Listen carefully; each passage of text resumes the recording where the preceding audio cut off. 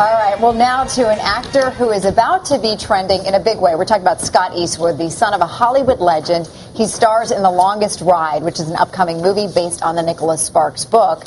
And today's Jenna Bush Hager caught up with him. Jenna, good morning. That's right. You may be hearing about Scott Eastwood for the first time. Surprising because of who his father is and that he's blessed with his dad's extremely good looks. Sorry, honey. I had the tough assignment of meeting up with Scott.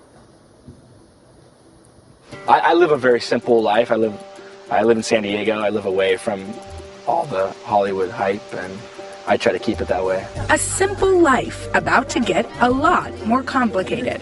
Scott Eastwood, the 28-year-old son of Clint Eastwood, has successfully avoided the limelight until now.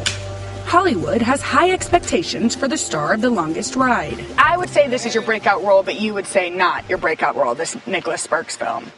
No, I don't. Yeah, I mean, I think people breakout role is sort of like a loose term. I don't know what that means anymore. I'm lucky to be working. I'm happy to be working.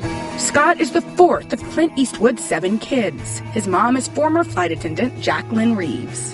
He was recently named one of America's top bachelors after a profile of him went viral with more than 5 million hits. You have recently been on the cover of a magazine as one of the hottest bachelors. Oh, God. Yeah. Yeah. Did you read that? Little light reading before I go to bed. About yourself.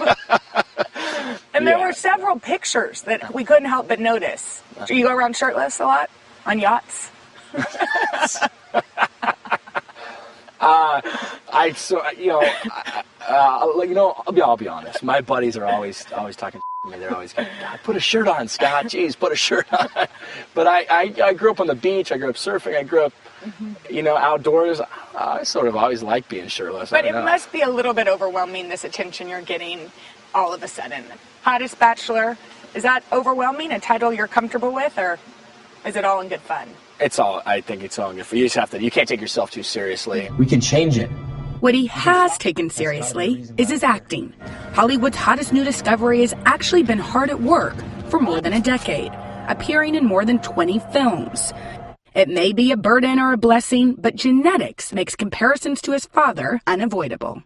But what is abundantly clear is Scott Eastwood adores his dad. He grew up in an era where men were sort of men, and I can't thank him enough for sort of teaching me just, go out there.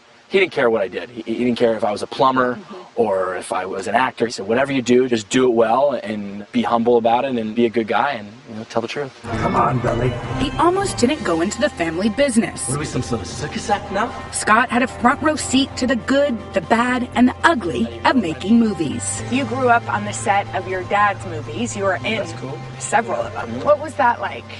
It's just been great. It's been great to see a master at work and be a part of it. I think when I was in high school, I thought maybe I was a little too cool for it, or maybe girls got more important, or I don't know. Yeah. But then I realized, what hell, this is a great life. I want to do this, so I better figure it out. So, what have you learned from your dad? Just be humble and work hard and be a man, show up and do the job. His current job may be a game changer for Scott. Nicholas Sparks' movies have a well-established track record at the box office. His co-star is Britt Robertson. Nicholas Sparks' movies are known for romance. You guys got the chemistry? I don't know. That's what they say. They're like, you guys have great chemistry. I think we bicker like an old married couple. Which equals good chemistry, by the way. That's true, I guess. He has all these sisters and stuff, so he claims he can take it, but... Has he? I don't know. And he has. He's just such a trooper. Like, I'll give him crap all the time, and he just takes it and takes it and takes it. It's impressive. Yeah. Nicholas Sparks, a producer on the film, is on set most days. Do you think these two are new Hollywood royalty? I think from what I've seen and the way they've worked and just the level of skill they bring to their profession, yeah. And let's be honest, they're both people you like to look at on screen, right? They're nice-looking people. And so, as the spotlight shines brightly on Scott Eastwood and this new film, an important question. Are you going to bring the waterworks?